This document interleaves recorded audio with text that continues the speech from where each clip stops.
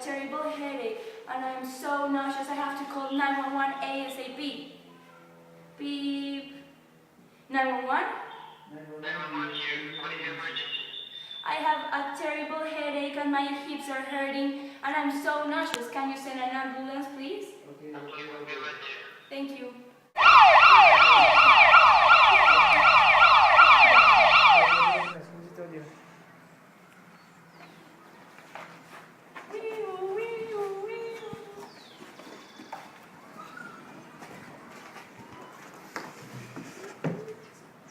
Don't worry, you'll be all right.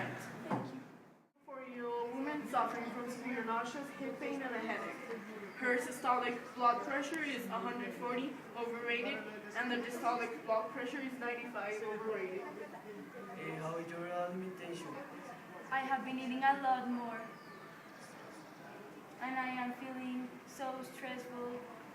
That may be the cause. Using migraines? Yes.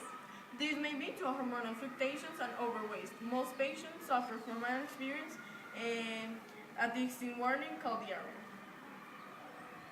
I have been experiencing a lot of visual errors. How has it been? I am seeing bright and shimmering lights in my vision field. Yeah, sure. The cornea fails to focus the light properly, and the iris can adjust to the side of the pupil and navigate the light that enters the pupil, so it can get smaller and the bright light. And I'm also seeing like dark spots and blind spots. Yeah, the photoreceptors in the retina fail to convert light into energy into the nerve impulses. Can be carried to the optic nerve, so the brain and can process the information, so it can fill the holes at that point with the information. This damage, but by various stimuli, causing a disorder that sets off the chain of neurologic events. We are going to have to make some blood tests. Okay, let's make the blood test to see the red blood cells level and the hormonal level, and if we detect something unusual, we might take more tests. We'll keep in contact, but don't be afraid. Hello, Manon. How have you been? I'm not okay actually. Have your nostrils continued? Yes. That might be morning sickness. So we received your blood test facts, and some hormones are over the levels that they should be. The menstrual cycle, how is your menstrual cycle? It has been delayed actually. It was supposed to arrive yesterday. Okay, so if you know, the menstrual cycle of a woman stops when she's pregnant, right? If the sperm fertilizes the eggs, it completes meiosis and undergoes mitosis. This is the ovulation phase. After several divisions of the ball of the cells form an implant on the various length. After some days, various of the growing embryo release hormones to keep the luteum functioning for several weeks, letting the uterus and non-nourished protect developing embryo and prevents the menstrual cycle from starting again. Have you had some sexual intercourse lately? Yes. Now we're going to translate it to another room as intensive care. Looking at your blood test. Let's talk about your hip pain. This is affecting your bone and muscle. We found that there is a high level of relaxin, that is a hormone that is only released when there is an embryo in your uterus. The glands are releasing this hormone for joints and for relaxing of joints and muscles. The pelvis, and let me show you. This is your hips, and right here there is the pelvic joint that is between the bones of the pelvis. So the pelvic hole is getting expanded by the expansion of the joint for it would be easier for the baby to come and help the labor.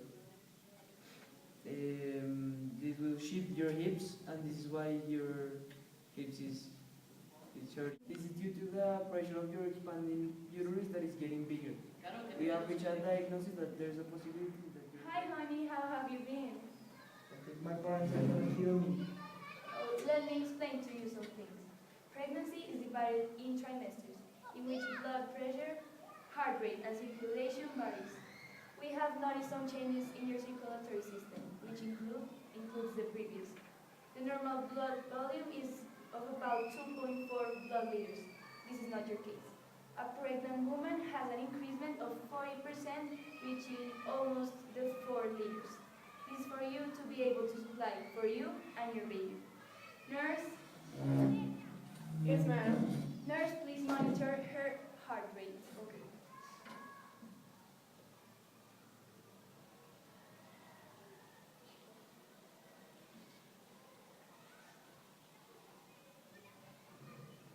Her heart rate is of 215 beats per minute. We should keep a close look in this case. A normal heart rate is of about 200 beats per minute.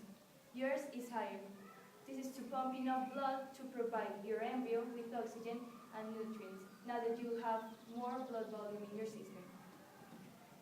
Honey, also your heart contractions produces waves of fluids in charge of making the blood travel through your body properly. This is called the blood pressure. A regular patient should have a pressure of about 80 systolic over 120 diastolic. Yours is over the range. Breathing rate, please. All right. Breathe for me, please.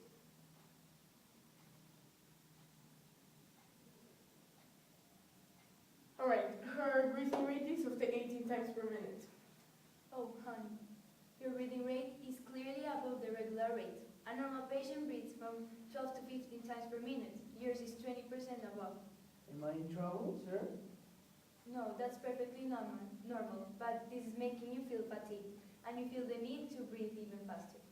This rapid inhale and exhale process increases the gas exchange, and as a result, the cellular respiration, which is the taking of oxygen and out of CO2 of your body. Okay.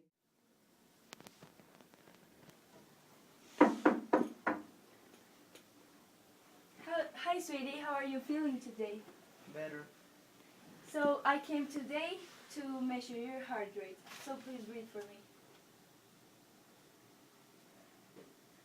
Your breathing rate is of 18 breaths per minute.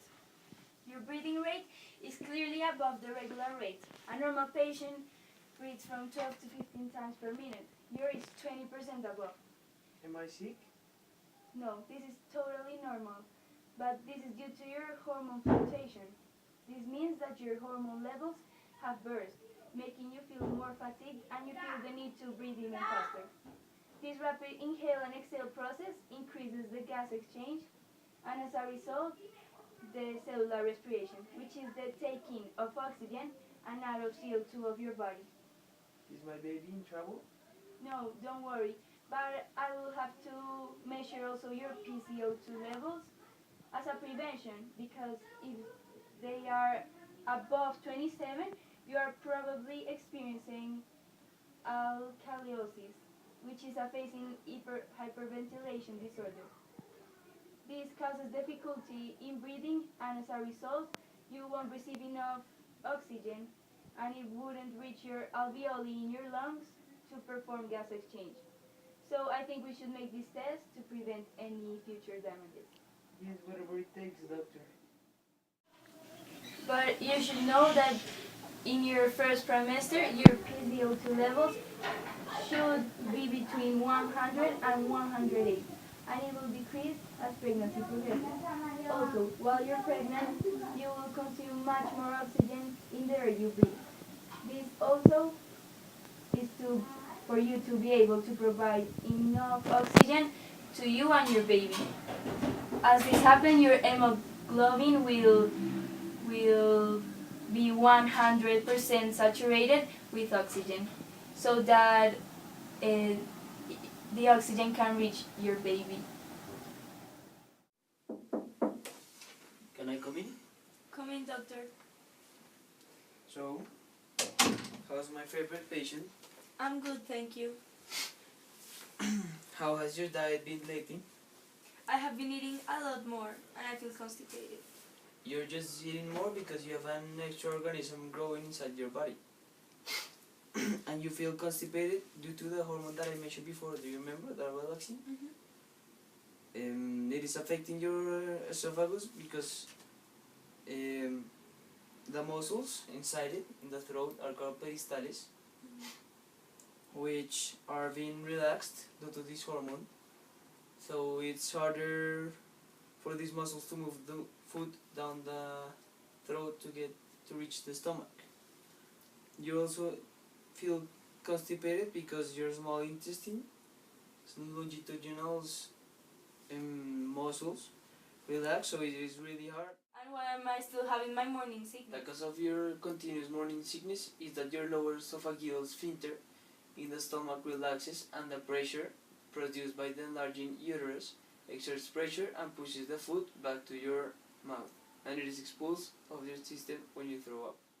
We're gonna hear the baby ultrasounds in the echography.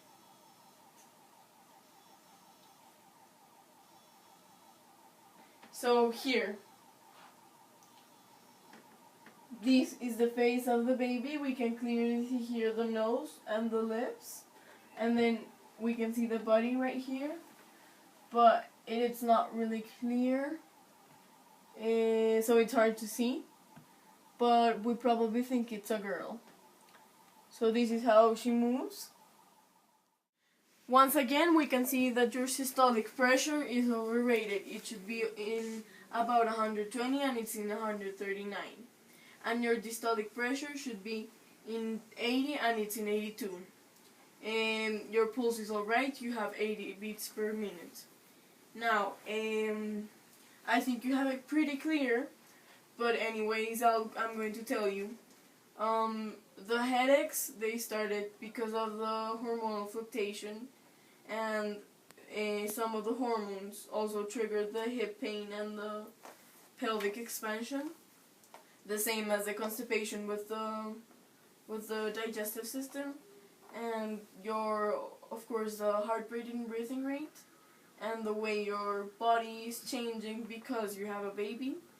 I showed you in the ultrasound how she's growing, and it's perfect. I think we don't have any problems, so you can go home and continue with this process.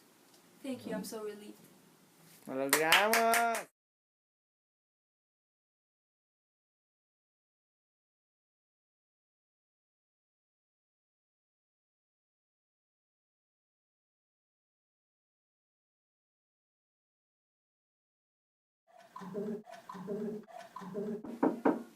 Come in.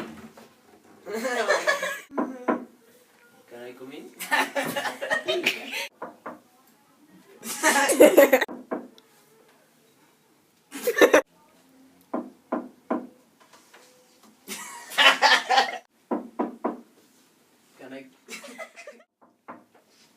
Can I come in? Can I come in? Can I come in? Can I come in?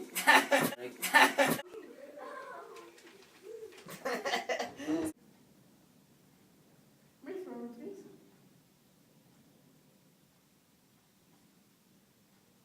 Okay. Yo a todo momento entonces me empezaste a reír. Es que la niña para atrás mío como... No, ya. Da, Julián.